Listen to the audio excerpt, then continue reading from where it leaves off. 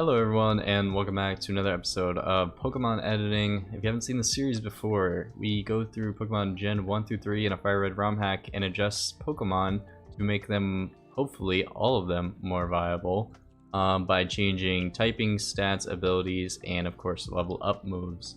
Today we are going to be finishing off Generation 2. If you have any questions about what software or like editing tools I'm using, I have them below in the description. But without further ado, let's get this thing started. We're about to finish off Gen 2.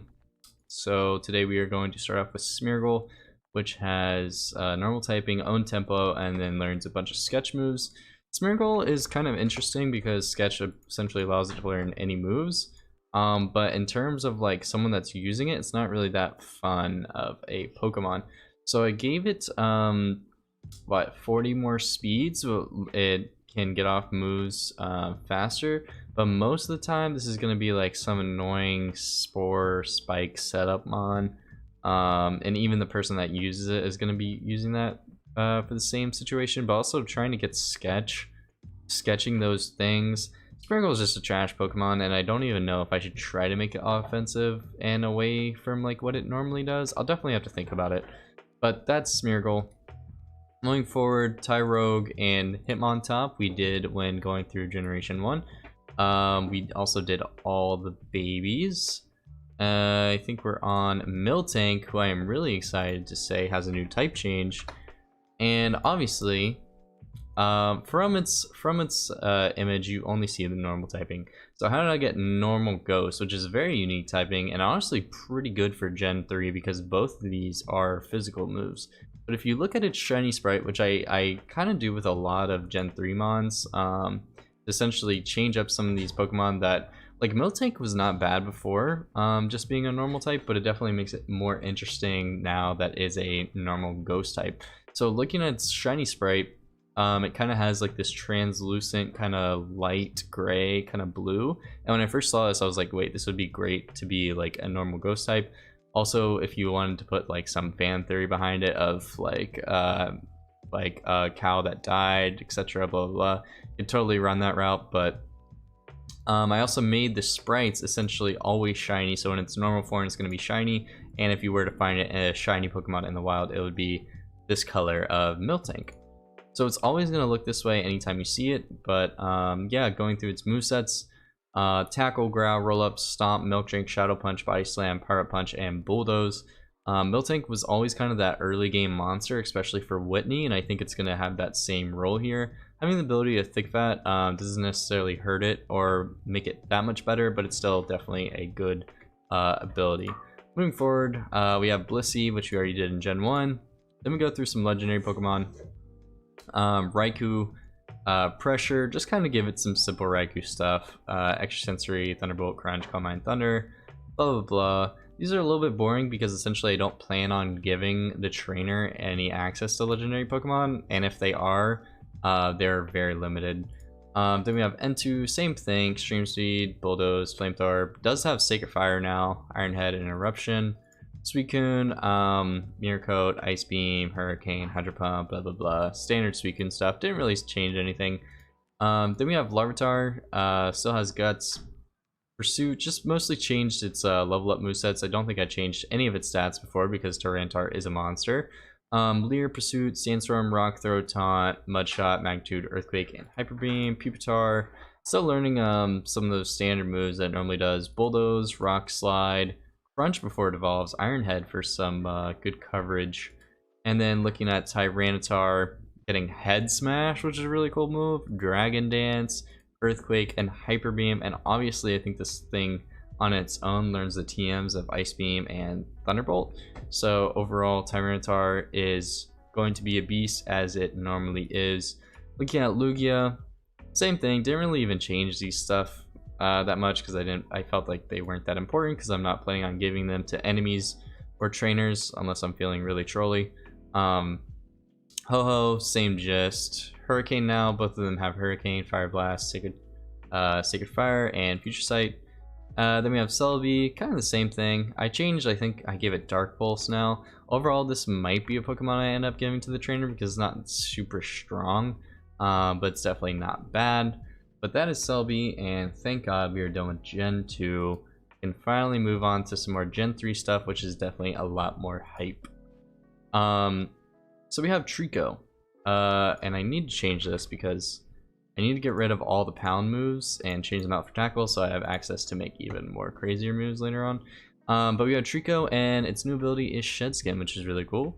Getting Mega Drain, Double Kick, Quick Attack, Pursuit for evolving into Grovyle. Still has the same ability in Shed Skin. Now getting Aerial Ace, Twister, Needle Arm, which is very cool.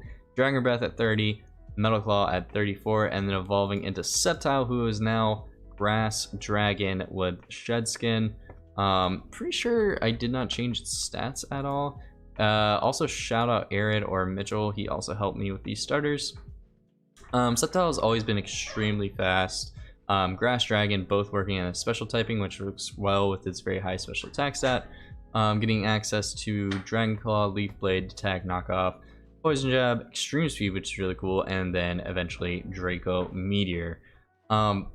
Even looking at its ability, Shed Skin is pretty cool for Sceptile because it essentially allows it to, if it gets paralyzed or burned, to get rid of that, even toxic or sleep. So it's definitely not a bad ability to have, and it makes sense for a lizard to have Shed Skin. Looking at its moves, Knockoff is really good because it's dark typing and special in this game. Poison Jab is just some coverage, it's not crazy good, even though it has a pretty decent attack stat. Extreme Speed pretty good just for some priority because Sceptile is so fast. Naturally, I feel like it should have some type of priority move, and then Draco Meteor to just throw off some Dracos. Then we have Torchic, who obviously gets its hidden ability in future games and Speed Boost, getting Scratch, Ember, Peck, Double Kick, and Uproar before it evolves into Combuskin. Still having Speed Boost, Fire, and Fighting type, Flame Wheel, Mach Punch, so getting access to priority now, which is really cool. Rock Tomb, Feint Attack, and Slash before evolving into Blaziken. Now having Blaze Kick, I think we edited also Blaze Kick to do more damage. But then getting Jump Kick, Bulk Up, Brave Bird, which is really cool for some good flying coverage. Flamethrower, Rock Slide, and then finally Superpower. Nothing too crazy with Blaziken, just kind of made its level up moveset a lot better. Then we have Mudkip with Swift Swim, getting access to Tackle, Water Gun, Mud Slap, Aqua Jet, so some priority before it evolves, and Rock Throw. Then we have Marsh Stomp, still has Swift Swim, Mud Shot, Water Pulse, Icy Wind, Rock Tomb, Bulldoze before evolving into Swampert, and Swampert of course getting access to Muddy Water, then Ice Punch, Body Slam, Rock Slide, Earthquake, and Hydro Pump. Can never go wrong with a good Swampert because it was never bad in the first place. Water Ground is a super amazing defensive typing with its high HP stat. Swampert will be good and always has been good.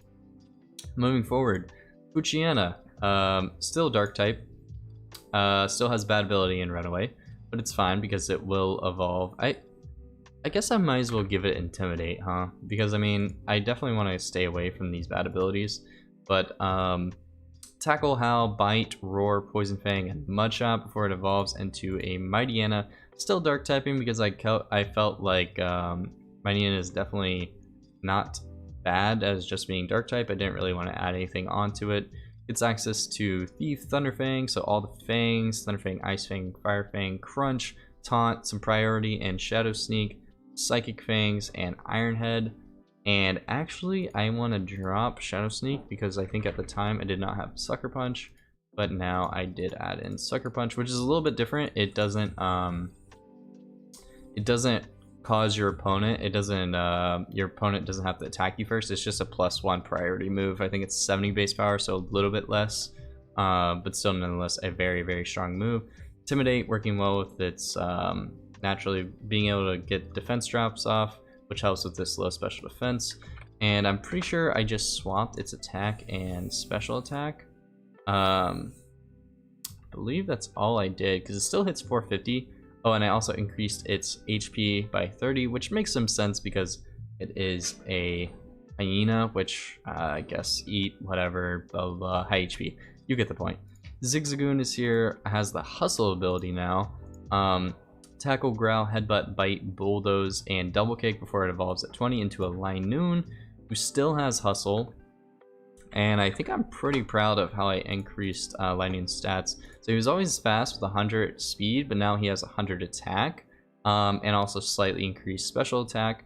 Headbutt, Rollout, Thunder Wave, Extreme Speed, Poison Jab, Iron Head, Rest, Belly Drum, and Double Edge. Essentially this thing, if you get a Belly Drum off, will be a monster. And yeah, Linoon I think will definitely improve from this, just because of having 100 base attack is very high, especially for being one of those normal types that you get on very early in the game.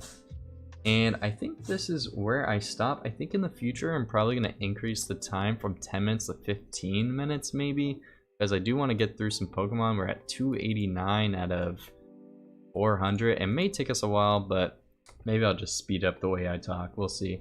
But without further ado, thank you all for watching, and I'll see you on the next one. Peace!